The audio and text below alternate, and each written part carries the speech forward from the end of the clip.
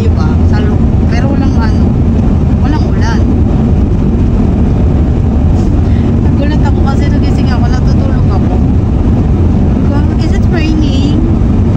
Hindi pala umuulan. Nakakatawa ko mga narito, hindi ko namangha ako. So, panibagong araw na naman. Kakain lang ang aking asawa. Sumama lang ako kasi wala naman akong ginagawa sa aming bahay. At kailinis ko lang ng bahay kahapon. So, sumama na ako dahil wala naman akong gagawin. At saka 2 days kaming magde-deliver. So, bear with me. Ay mga kachupa, first stop, nandito na kami sa Michigan. So ano oras na ba ngayon? Asa 10 na ng umaga. So nag-drive kami ng alas 5 ng umaga. Let's eat po ng blackberries. Ito ang aming breakfast. Sarap. May kumakanta. Yung asawa ko yata yung kumakanta. So, panibagong araw na naman tayo. At yun na naman dapat, tag dito. Hindi sana ako sasama kasi mahaba ang biyahe pagka Michigan eh. Mahaba. Siguro makakarating kami ng mga hotel, mga 4, mga ganyan. 4 ng hapon. Mahaba kasi parang nangangawit din ako kahit papano, di ba? So, natataba yung aking husband. Kasi sabi ko, tawa ko, pagka nagkaroon kami ng anak at lalaki at babae, kanino natin ibibigay yung bahay pag tumanda na tayo? Sa lalaki ba nating anak o sa babae nating anak? Ang chika niya sa akin, ang sagot niya sa akin, kung sino daw ang nakikitaan niya ng potensyal, kung sino maingat sa bahay, yun daw ang ibibigay niya yung bahay. Kasi pag binigay daw yun sa anak niya na hindi daw maingat, kumbaga titira lang dun sa bahay, hindi naman naayusin, hindi naman. Kasi ako, maingat ako sa bahay. Kumbaga pagka may konting scratch ba sa dingding, inaayos ko na. Ganun ako kaingat. Sabi niya, kung sino yung nakikitaan niya maayos sa bahay, ayun yung ibibigay niya yung bahay. Kasi hindi naman pwede na ibibigay mo yung bahay mo sa anak mo. Tapos yung anak mo burara, titira lang doon. Tapos hindi nagbabayad ng mga kuryente, mga tubig, mga utilities, mga ganyan-ganyan. Tapos mapuputulan na. So, stop muna tayo dito kasi biyahe na kami. Hello guys, nandito na kami sa pangalawang delivery. So, medyo matagal-tagal, mga ilang... what time is it, babe? Forgot. 10:30. 10:30. Mga kanina pala, mga alas 9 pala kami nag-stop doon kanina. So ngayon 10:30, mga 1 hour and 30 minutes kami nagbiyahe para dito sa pangalawang delivery. Sabi ko, iniiwasan ko ng mag-vlog habang yung truck umaandar kasi pagka nag-i-edit ako, ang lakas ng impact ng truck, hindi maganda pakinggan. Tama ba? Pagka nagsasalita ako, hindi naiintindihan. Yung kumbaga parang hindi na wala, tapos galaw-galaw pa yung diba yung truck. So, sabi ko, ay magbablog na lang ako pagka nag-i-stop na yung So, ito pala yung aking suot. Nakakapayat pala pagka itim ang mo, no? Itim ang suot mo, no? Chabi-chabi kasi ako eh. So, kanina, habang kami, nagda-drive, nagkukwentuhan kami ng aking asawa. Kasi sabi ko, yung bata pa ako, kunento ko sa kanya yung bagets pa ako. Yung nanay ko rin kasi mahilig nga sa aso. Sabi ko one time, kagaling ka lang sa school, elementary yata ako noon. Nung elementary kami, nilalakad lang namin yung school pa uwi kasi malapit lang naman yung elementary school namin dun sa bahay namin. So siguro mga 20 minutes na lakad bago makapunta dun sa school. 20 minutes to 30 minutes, mga ganun.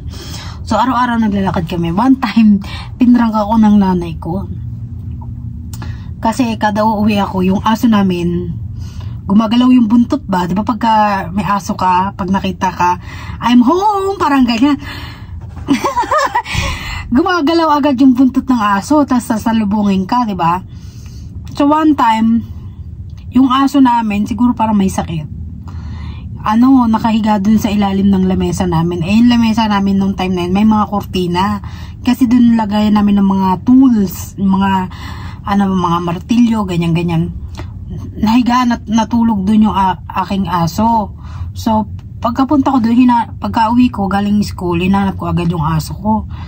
One time, pinagrank ako ng nanay ko. Sabi ng nanay ko, kumain ka na dyan. Sabi niya, kumain ka na dyan. Sabi ko, anong ulam? Adobo. Di ako, natuwa ako kasi favorite ko ulam adobo. Noon pa yun Kasi asan yung aso ko? Ganyan. Asan yung aso ko? Ba't hindi ko nakikita? Hindi nagsasalita yung nanay ko. Kumbaga tahimik lang sila kasi alam nila ipaprank niya nila ako. Sabi ko, asan na yung aso ko? Paiyak na ako. Sabi ko, asan na yung aso ko? Yung alam mo yun, yung magsasandok ka na ng kanin. Tapos kain ka na Sabi niya, ano yung kinakain mo? Sabi niya sa akin, sabi ko, adobo. Sabi niya, ayun na yung aso mo. Sabi ko, ha? Sabi ko, ano ba, bakit mo kinakain yung aso? Kawawa. In time na yun, parang paiyak na ako kasi pinatay yung aso. Parang kasi noon pa, ang dati daw, mahilig. Diba, may pumapatay nga ng aso, ginagawang adobo, yung mga ganyan pulutan ng mga diba? Pinrang ako ng nanay ko. So, ito na, paiyak na ako. Yung, alam mo, maglalampaso na ako sa lampaso ba ng, nagdadabog-dabog na ako kasi mahal na mahal ko yung asong yun. Kung pagka uuwi ako, ayun talaga yung dahilan kung bakit umuwi ka pa sa bahay. Yung parang gano'n. So, ayun na, paiyak na ako. Nakita ko may gumagalaw doon sa ilalim ng lamesa namin. Sabi ko, pagka ganun ka paiyak na ako. Parang tumutuloy na yung luha ko. Naalala ko lang. Tapos ginano ko yung kortina, nandun yung aso. Bigla akong natawa kasi, bakit andito yung aso ko? Ano to? Sabi ko, to? Guli-guli, parang multo lang to, yung aso ko kasi parang matamlay, yung time parang may sakit. So sabi ng mama ko, pinrang ka lang namin, ito naman masyado kang ganyan. Na ayoko kasi yung pinaprang ako ng ganun, lalo na sa aso, kasi yung aso yun, mahal na mahal ko. Ang pangalan naalala ko, Tagpi Binigay lang siya ng namin, ng kapitbahay namin sa nanay ko. Ang nanay ko mahilig nga talaga sa aso. So, ayun ang pinaka-prank na hindi ko makakalimutan ng nanay ko. Kasi baruin mo naman, yung aso, ginawang adobo, diba? Prank ba yun? Parang gusto kong ipakinig nanay ko noong time na yun. Naalala ko lang, kasi nung bagets-bagets pa ako, ayun talaga ang pinaka-prank na hindi ko makakalimutan. Kasi umiyak talaga ako nung time na yun, dahil parang naawa talaga ako sa aso. Tapos sabi niya, niluto ng tatay mo yung aso para may ulam ka, paboritong ulam. Sabi ko, hindi talaga ako nakapag talagang alam mo yun, naglampasay talaga ako nung time na yun. Kaya pag naaalala ko yung time na yun, parang naiiyak ba kasi ko talaga, ayun ang pinaka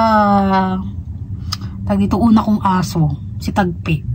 Kasi alam mo kaya pinangalan namin Tagpi yun kasi yung kulay niya black and white. So yung dito, eto may itim dito, tapos dito ay puti dito, tapos dito itim dalawang mata niya pag ganun yung kulay, tapos ang kulay niya black and white, tapos medyo mabalbon.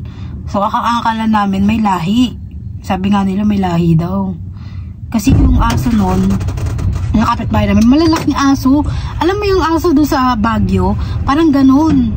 Tapos yung aso namin parang nahalahian ng askal. So parang hap-hap na lang siya. So, ang ganda pa naman ng asong yun. Ayun yung tatay ni Ringo, yung last kong aso. What happened? I'm just gonna shrink wrap some of the stuff before we go. Okay. Kwento ko sa aking asawa. Yung yung about sa aso ko nga yung ano pa ba yung pinagkwentuhan namin? Ang dami namin pinagkwentuhan kasi gusto ko nga talaga kumuha ng aso. Sabi niya sa akin, Saka na tayo kumuha ng aso pagka kaya na natin, yung wala na akong trabaho, yung retired na ako, yung marami tayong oras para sa aso. Kasi hindi naman daw pwede na kukuha ka ng aso, hindi mo bibigyan ng pansin ba? Kasi yung aso kailangan din ng pansin yan, parang baby yan Alam mo yun? Kaya dyan mo makikita ang tao pagka mabait talaga. Diyan kaya ako pagka nakakita ako ng dog lover or cat lover, diyan ko nakikita ang isang tao mabait. Hindi ko naman sinasabi na yung mga walang alagang aso hindi naman babae. Hindi naman sa ganun. Pero doon ako tumitingin ba, hindi naman sa pero doon ko nakikita yung isang tao na mapagmahal. Kasi ganoon talaga ako. Sabi ko, itong aking ang aking asawa, nag-aalaga naman daw sila ng aso, kaya lang hindi daw siya attached doon sa aso kasi alam niya yung lungkot ba pagka nawala yung aso, minsan nakaka-depress din yun. Kaya sabi niya sa akin, ayun daw ang one time na iniiwasan niya sa akin. Kaya yung pusa ko doon sa Philippines, iniwan namin. Sabi niya, wag daw ako masyado ma-attach kasi nga daw alam niya alis ako. Hindi ko kasi nadala yung pusa kasi nga, di ba, may mga requirements din na kailangan, may bayad din na kailangan. Dalawa pa naman din yung pusa ko nun. Ang kasi sa akin lagi, ang problema kasi sa akin lagi kong pagka bibigay ko yung alaga ko sa ibang tao, yung alam mo yun, yung iniisip ko na, wala siya lang love na katulad ko na maibibigay nila sa pusa ko. Yung parang ganoon. Pero hindi naman sa pag-aano, pero ang nasa isip ko lagi pagka meron ng alagang aso or pusa, tapos napamahal sa'yo, tapos ibibigay mo, di ba malungkot yun? Kasi ang lagi ko nasa isip, sana lang, yung maibibigay kong pusa, meron din silang pagmamahal na katulad ko, na ibinibigay ko rin sa pusang yun. Kasi hindi mo masasabi, may swerte rin dala yan. Totoo lang. Swerte yan, yung mga yan. Ewan ko siguro kaya rin ako swerte ng ganito. Swerte sa asawa, ganyan. Dahil mapagmahal din ako sa mga alaga. So, balikan na tayo ulit mamaya. Sigahan na tayo kasi tapos na siya mag-deliver. So, gara naman tayo ulit sa next stop. Let's go!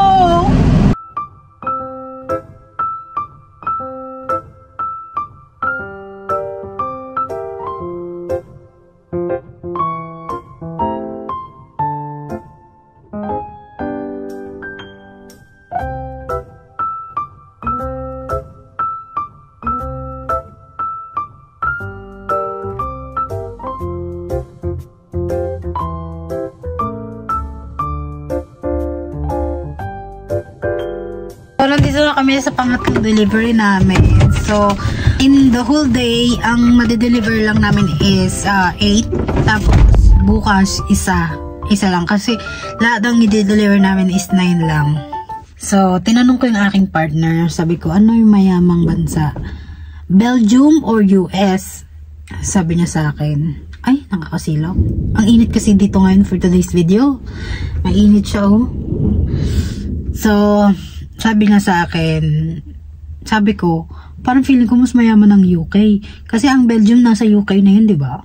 Kasakot na siya ng UK. Tama ba ako? So sabi ko, parang feeling ko ang UK kasi mataas ang palitan ng Sabi ko, mataas ang palitan ng pera ng UK kaysa sa pera ng United States. Ang US dollar nasa 50 plus pa. Tapos yung mga UK nasa 60, 70, parang mga ganun. Hindi ko alam pero ang alam ko nag-rage siya ng ganun. Sabi niya sa akin, parang sakto lang, parang same lang daw, sabi niya. Pero ang pinakamayaman daw is Dubai, sabi niya sa akin. Kasi ang Dubai daw 1 dirham, parang 100 plus,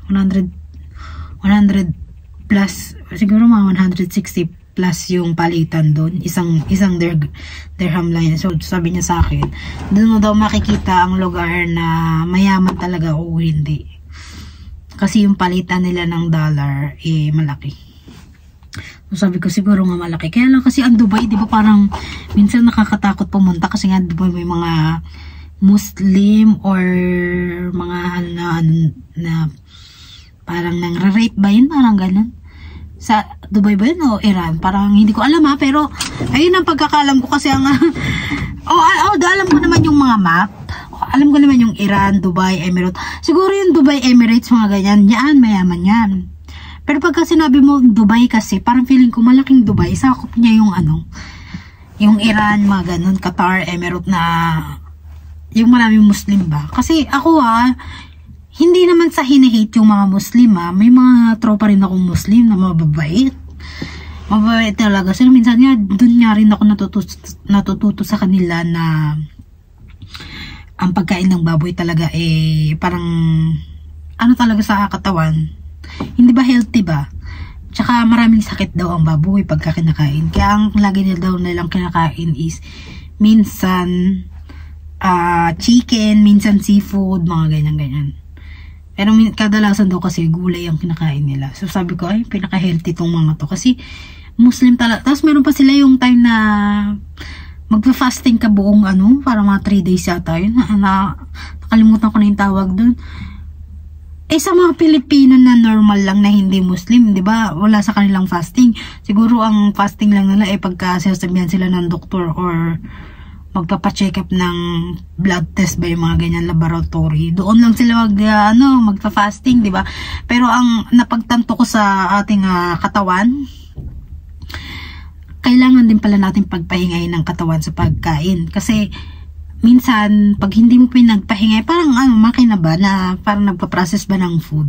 Kasi isa mo ba na pinapasok ang pagkain, di ba, sa katawan mo? O sino nagpa-process niyan para bumaba at lumabas sa katawan mo, di ba, ang sarili natin?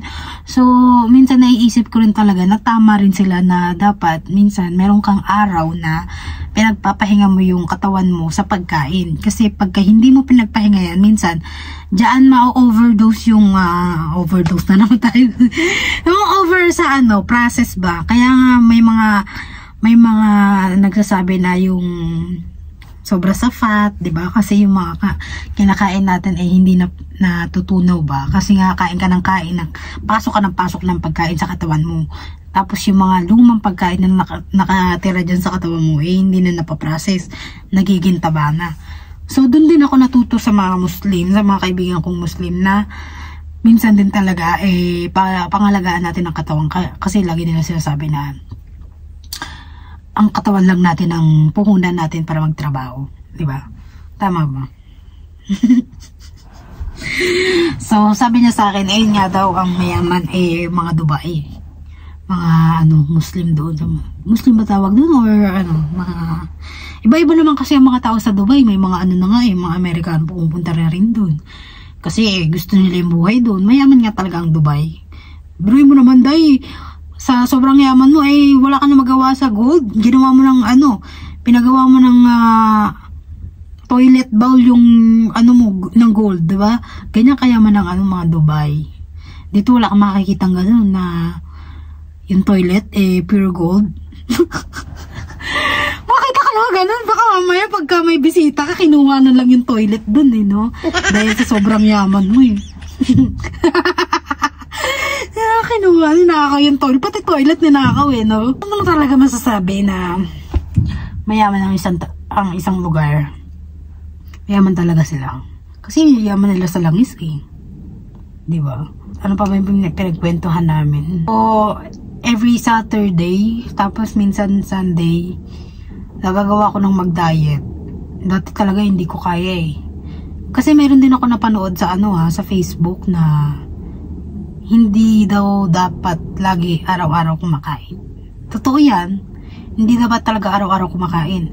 Dapat may sa isang linggo, meron kang isang araw na pagpapahingahin mo yung katawan mo. Kaya nga sabi ko, sana nga matapos ko tong diet na to. Siguro pagka na-overcome tong diet na to, doon ako mabubuntis. No. Doon lang. Tanggalin lang talaga yung stress sa buhay. At saka piliin mo laging maging masaya. Kasi maikli lang ang buhay, di ba? Tama ba? Maikli lang ang buhay natin, kaya dapat wag natin piliin ng magalit lagi. at makipag-away lagi. So, sabi ko nga sa asawa ko anong tinanong ko rin siya kanina, anong importante sa buhay mo? Sabi niya sa akin, hindi siya very religious na pero alam niya tong mga bagay na to. Sabi niya sa akin, ang very important daw sa kanyang buhay ngayon is maging masaya. Una, maging masaya. Pursue your happiness. Parang ganyan nga. Tapos pangalawa, matutong magpatawad. Tapos pangatlo, nakalimutan ko na yung pangatlo, mamaya tatanungin ko ulit. Kasi nakalimutan ko na, nasa dulo ng dila ako Pangatlo, nakalimutan ko na. Basta ayun yung sinabi niya. Basta, ayun sabi ko, one time din, tinanong ko siya, sabi ko, anong pipiliin mo? Good person or nice person? Sabi niya, ang pipiliin daw niya is good person. Kasi daw, ang mga nice person, hindi naman everyday is good ang mga yan. Yung ganyan-ganyan, sabi niya. Mas pipiliin ko pa ang good person na kahit hindi nice, basta good sila. Kung alam niyo yung pagkakaiba ng good at nice, 'di ba? Alam niyo rin, for sure, lahat naman tayo nag-aaral, 'di ba? Siguro naman alam natin yung nice at good, 'di ba? Ang pagkakaiba nila meron kasing mga ibang tao na nice lang pero hindi sila good. Yung alam mo yung i-cover with, ang tawag dun? Yung coated words ba yung sweet coat yun. Sweet coat ba yung tawag dun? Yung i-cover mo lahat ng sasabihin mo sa isang tao para lang hindi siya masaktan. Sweet coat, parang ganyan. Sweet words, parang ganyan. Kasi pagka lagi mo daw ginagano ng isang tao, hindi daw natututo. Mas okay pa nga sabihan mo siya ng masasakit na salita. Hindi naman sobrang sakit Meron kasing good person na hindi siya nice, pero good siya. Parang ako. Kasi ako, minsan taksil talaga ako magsalita. Minsan may mga nakakalabas sa bunganga ko na masasakit talaga ang salita ko. Totoo yan, hindi ko tinatago, hindi ko kinakahiya. Taksil talaga ako minsan na may lumalabas talaga sa bunganga ko na masasakit na salita. Kahit ako hindi ko mapigilan na may lumabas dito sa bunganga ko. Kasi sa akin kasi siguro naman iba-iba naman tayong personality. Tatanong ko muna sa asawa. Maybe what is the 3 things that important in your life now? You told me that pursue your happiness. So the other one? Hold on. Huh? What's important to me? I forgot You told me the one that pursuing happiness and forgive people, and the other one? The pursuit of happiness. To learn to love. Yon, to learn to love. To learn to forgive. Yon. To learn to love and to learn to forgive. Ayan ang importante sa buhay. Kaya napakamahal ko itong asawa ko. Napakabait talaga. Kaya sabi ko, Lord, wag ka muna kunin. Wag mo muna siyang kunin.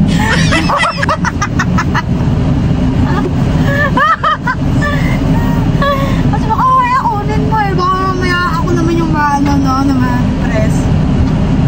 Ready? Tara na. Mag-deliver na naman kami sa pang-apat na. Pangatlo kasi to. So, an hour and a half away. Balikan ko kayo guys. Thank you for watching. Stay put. Break time guys. Tapos na namin i-deliver yung ang init dahil. Tapos na namin i-deliver yung dito yung alam ko kung nag-deliver ba kami. Hindi mo matandaan. Grabe ang init. Ganito yung klima sa kanila. Merong 4 season. Merong snow, fall, winter, summer. Is it correct?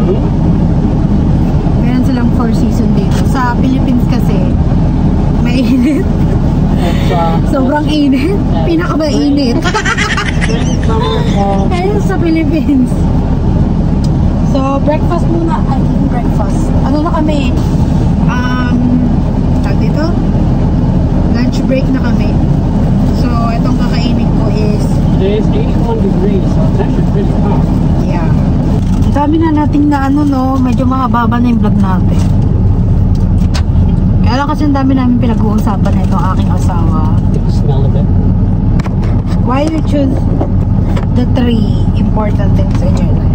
For sure you have a reason for Why it. did I pick those 3? Because those 3 are the 3 that's going to make your life complete. Tell me. Why you said to love, to forgive, and to pursue your happiness? Why? Because even though I told you to forgive the guy, And I am. you don't. If he asks for forgiveness, I will forgive him. you wait to ask him, even though he shouldn't be asked, you should forgive, right? Kasi kung pinipili mo na to forgive, even though the person didn't ask to forgive to you, you should forgive him. Eventually I will. I'm still learning that. I'm still learning to forgive, but I'm also forgiving. So if they ask, usually I will, and I'm not gonna take Hindi kasi, too long. for me hindi rin kasi mabilis ang magpatawad, lalo na ang ginawa sa'yo malaki-laki, di ba? Just for example sinira yung pamilya mo. Sinira ba? Yung kumbaga dahil sa kanya, nagkawatak-watak yung pamilya. Syempre para sa kanya, maano yun. Mabigat. Kasi di ba pamilya mo, sinira niya So, sa akin, mga ganung mahirap nga talaga namang patawarin. Pero yung, kumbaga nagtampuhan ba, hindi nagkaunawaan, sa akin siguro okay na, okay lang kahit hindi manghingi ng tawad sa akin.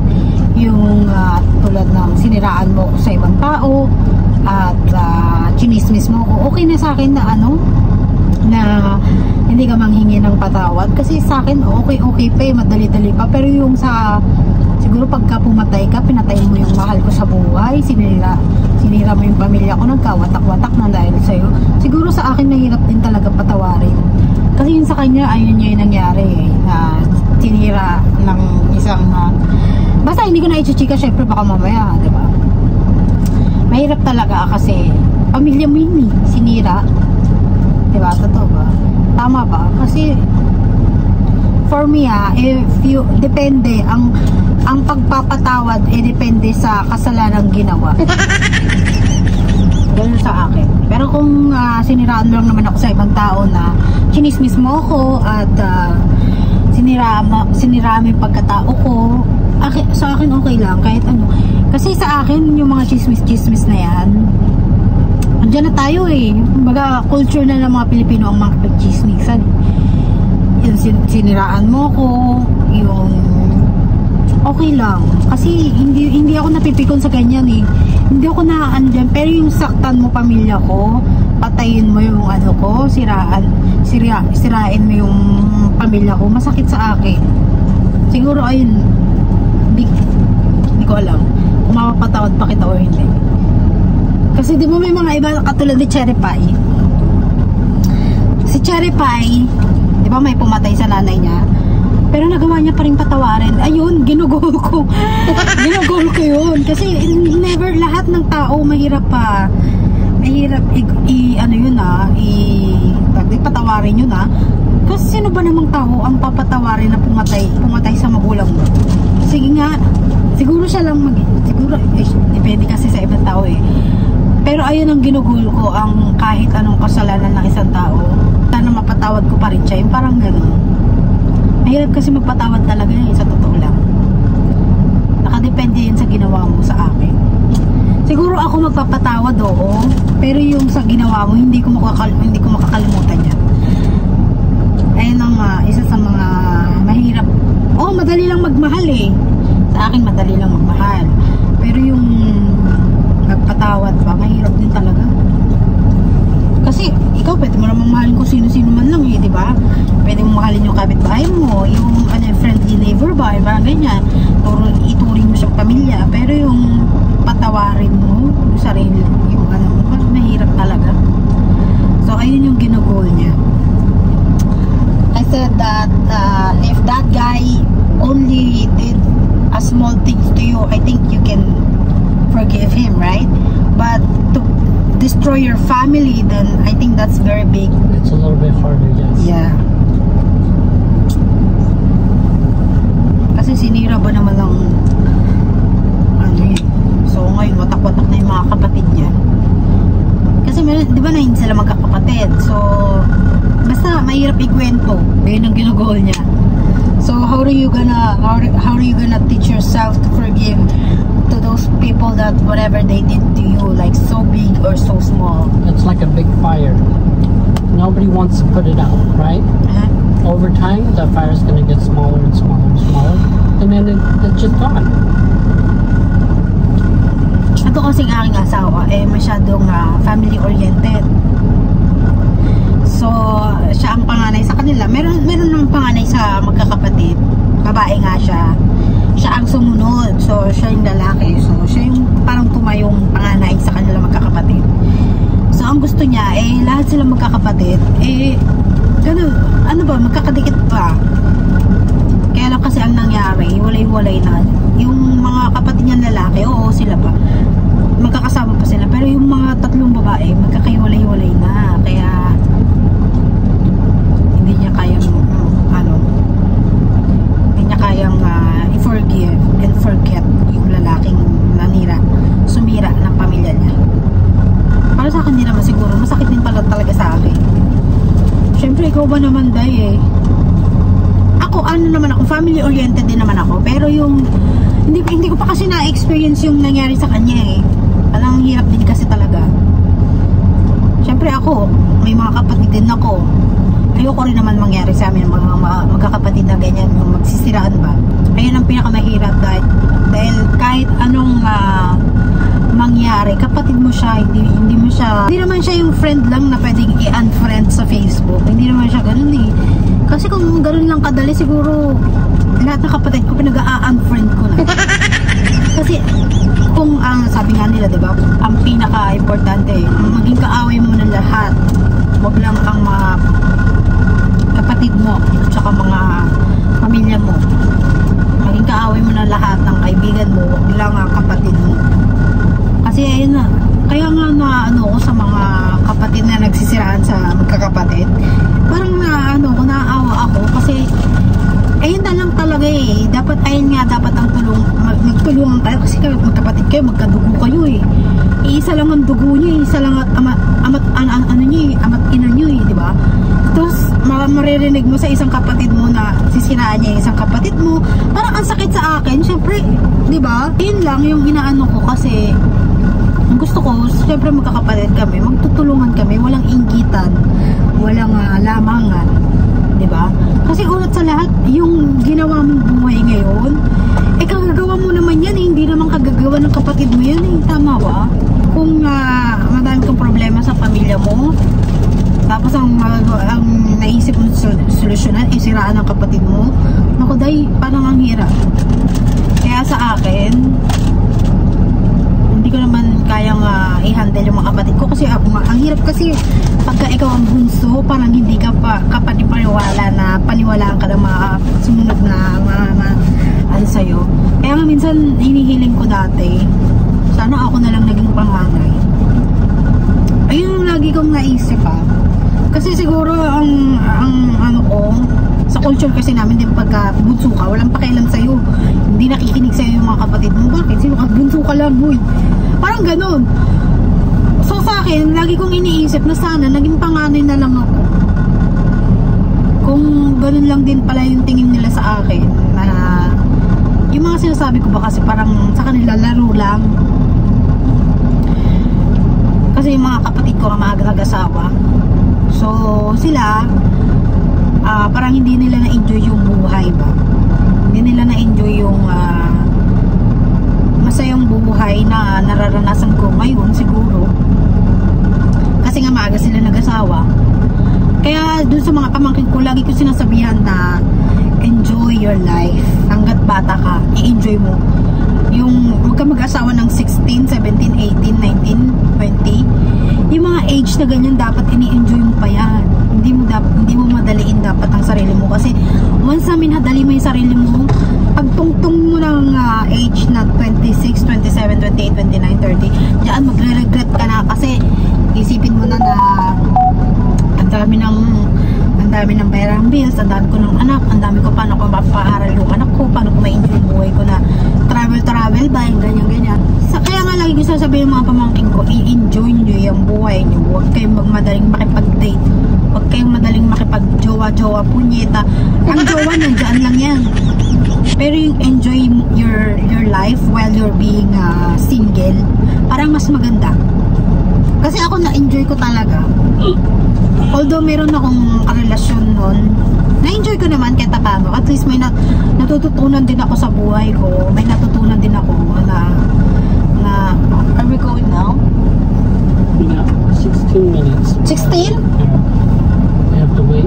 So mamadya mababa yung ating vlog ngayon. Kaya yung ate ko, feeling ko nagsisisi rin ka kasi nag-asawa siya, 16 years old. So yung mga time na yun, parang hindi niya talaga na-enjoy yung kabataan niya kasi ang aga niya nag-asawa. Kaya nga medyo na aawa rin ako sa ate ko. Kung hindi niya minadaling mag-asawa, edi wala siya dyan sa sitwasyon niya ngayon, di ba?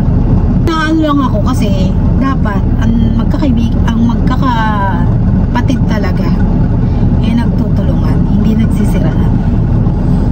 Kasi ayoko talaga yung ganyan, yung kapatid mo, sisiraan mo sa ibang tao or sisiraan mo sa kapatid mong isa. Parang anong sa akin parang ganyan ka ba desperada para siraan mo yung sarili mong kapatid na sarili mong katubo, diba? Ako never ko siniraan mga kapatid ko sa ibang tao. Hindi ko siniraan yung mga kapatid ko kasi alam ko pagka ako ang natapilok, sinong sa akin, diba kapatid ko lang din. Kaya lang ang hirap kasi ng buhay sa Philippines. Hirap talaga kahit anong kayod mo, parehas pa kayong asawang magkakayod. Tapos may mga anak kayo na 2, 3, 4. Parang ang hirap, hindi kasya yung sinusweldo mo. Hindi siya pwedeng pambuhay sa pamilya. Mabuti sana yung anak mo hindi mag-aaral, hindi ang dami pa namang bayarin sa mga eskwelahan, yung mga ganyan-ganyan, di ba? Lagi ko pinapaalala yung mga ko na enjoy your life. Kung wag kang magmamadali na tulad yan, di ba may manliligaw ka, ang akala mo nanliligaw sa'yo mayaman, laging may ulam, tapos naisip mo, ay mag-asawa na ako kasi mapapangasawa ko naman mayaman. Tapos yung nandun ka na, napangasawa mo na yung taong yun, hindi pala ganun kasarap lagi ang buhay. Minsan lang pala din ang buhay, yung lagi may ulam. Pero may chance talaga, malaki ang chance mo na magsisi. Kasi, totoo lang kaya ako never talaga akong nag-asawa ng bata. In-enjoy ko talaga ang buhay ko. Sabi ko, bakit ako mag-aasawa ng bata? Gusto ko pa enjoy mo. Buti na lang dito 26 ako makasal, so medyo okay na, diba? Kasi pagka 16 siguro bata talaga yun yung mga ganong edad, bata talaga yun, 16, 17, 18, bata talaga. Kaya buti na lang talaga na-enjoy ko yung buhay ko. Hindi ako nag-regret, wala akong regret sa buhay. Siguro ang regret ko lang is yung sinayang ko yung taon na doon sa ex ko, parang gano'n. Ayun na siguro yung regret ko. Pero yung asawa ba ng gantong edad, kasi nasa isip ko na talaga to yung time na gusto ko mag-asawa, yung nasa 25 pataas na ako, gusto ko magkaroon ng anak, mga ganyan, 27, mga ganyan. Yan yung mga nasa isip ko. Pero yung 16, 17, 18 dahil yung bata ko, naglalaro pa ako ng Jolene mo. Hindi naman sa Jolene kumbaga busy pa ako sa pag-aaral noon, yung mga ganong oras kasi yung time na yun parang young daw, 4th year high school, tama ka, or K11, K12, mga ganyang kaya sabi ko sa yung ate ko, hindi niya na-enjoy yung mga event pag college, yung mga alumni emerald, alumni night, yung mga grand ball emerald, hindi niya na-enjoy yun kasi nag-asawa siya agad, hindi niya experience yung mga ganun na na-experience ko. Kaya lagi ko pinapaalala sa mga pamangkin ko, enjoy your life first. Mag-travel ka Baka mamaya yung future husband mo pala ay nakatira sa ibang bansa, di ba? Kasi minsan ako hindi ako nag-asawa ng taga sa amin. Hindi ako nagjowa ng taga sa amin. Ayun ang ano ko yung kapitbahay ba? Syempre may mga kaibigan ako na nag-asawa ng mga kapitbahay lang namin. Ako sa pananaw ko lagi ko kasi naiisip na nakikita ko na yung buhay nila ayun ko yung maging ganyan yung buhay ko. Ayun yung lagi ko naiisip. Kasi diba kapitbahay mo, lagi mo nakikita mo yung buhay nila, nakikita mo yung gano'ng kahirap ang buhay nila. Tapos pangarap mo yung lalaki yun, pantasya mo yung taong yun na iniisip mo, sana maging asawa ko siya, parang gano'n. Sa akin hindi dumaan sa isip ko yan, kasi ang nasa isip ko lagi is yung gusto ko naman iba, gusto ko tumira sa iba, gusto ko makilala yung ibang taong nakatira sa ibang lugar na hindi ko pa alam yung buhay, alam mo ba yung gano'n, yung tawag doon, basta yung hindi ganun kahirap. Naman sa sobrang hirap kasi meron naman ako mga kapitbahay na okay naman ang buhay, simple lang, nakakakain ng 3 beses sa isang araw. Pero yung hindi talaga dumaan sa isip ko na mag-asawa ng kapitbahay. Kahit na may magkakagusto sa akin na sabihin ng ganda mo naman, may magkakagusto sa'yo, ganyan. Oy, ang akala mo sa akin, may nagkakagusto sa akin? Siyempre may mga nagkakagusto rin sa akin, patabo lang. Hindi lang sa akin, palihim lang. Ang kala mo ganda no? Ang sinasabi ko lang dito sa vlog na to, wag niyong siraan ang mga kapatid niyo. Kasi ang pinakamahalaga, ang pinaka maganda mong kakampi, kapatid mo lang. Tapos ikaw sarili mong kapatid, sisiraan mo sa ibang tao or sa iba mo pang kapatid. Diba parang ang tanging tignan? Mag-isip ka nga, mag-aral ka nga ulit. Kasi si paper never niya nakakaway mga kapatid niya. Kobe, did you ever experience to fight with your siblings? Only when we're kids. Yeah, but when you get older. No, we're better than that. We know it doesn't. Did you ever what's that in English? I forgot. Did you ever destroy your siblings to other people, like saying something bad words about your siblings to other people? Not really. Only when they're making idiot moves, then sometimes I say it. Like, oh, my brother, he made such a stupid decision. I wish he didn't do that. I only say stuff like that, but I don't say really bad things. May mga ganun talaga kapatid. Pero yung siraan mo lang ba dahil naiinggit ka? Huwag naman sana, no? Kasi parang ang pangit kasi. Ano ba English ng naiinggit? Jealous. Baby, did you ever feel jealous to your siblings and then you feel jealous and then you tell to other people that something bad about them, something like that, to destroy their image? Not really. I don't think I was ever jealous of any of my brothers. I have nothing to be jealous about. Like, what could I have that I'm jealous about? What, I don't know. I can't even think of one. Like, even if I wanted to, I couldn't think of one.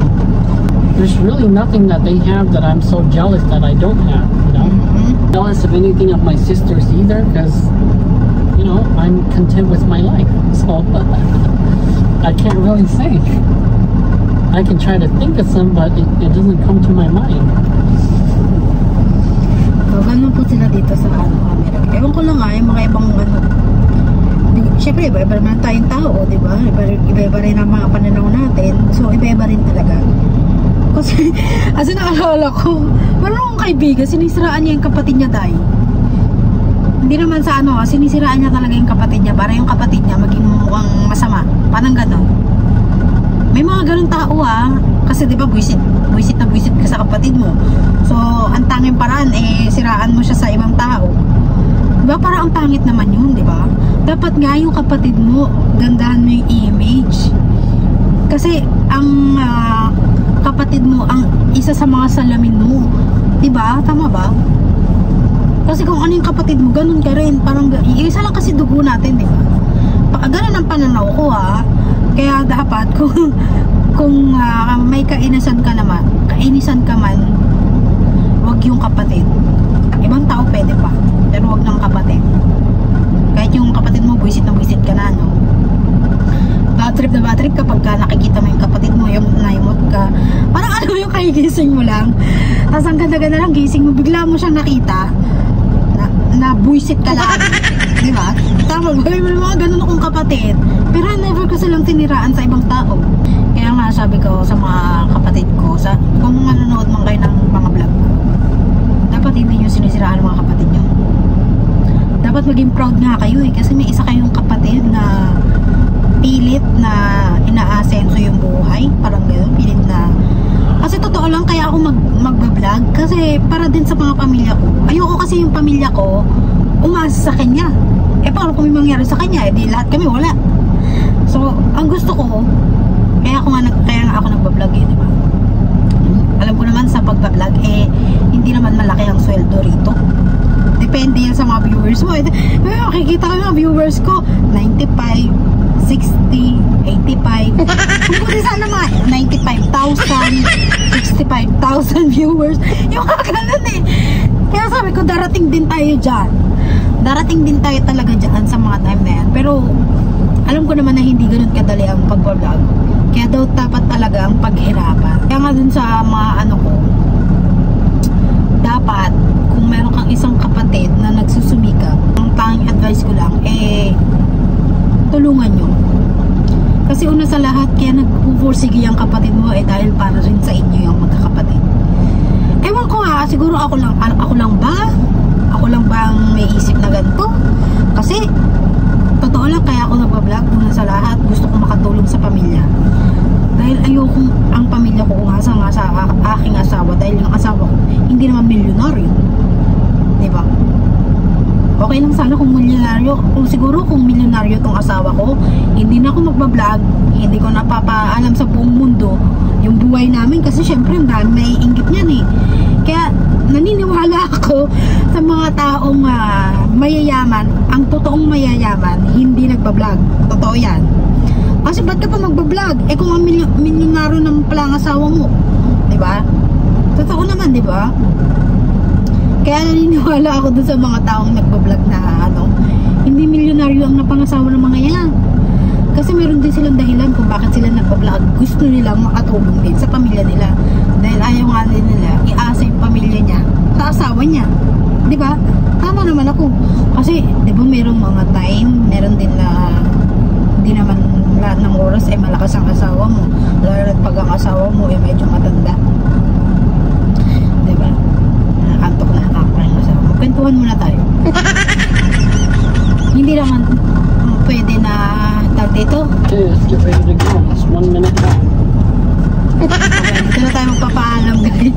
Medyo nga pa natin. So, thank you guys for watching, and sana may natutunan kayo, no? Kung may lalaitin man kayo, wag yung kapatid nyo. Kung may iinisin man kayo, wag yung kapatid nyo. Ang inisin yung kapitbahay nyo. Tama ba?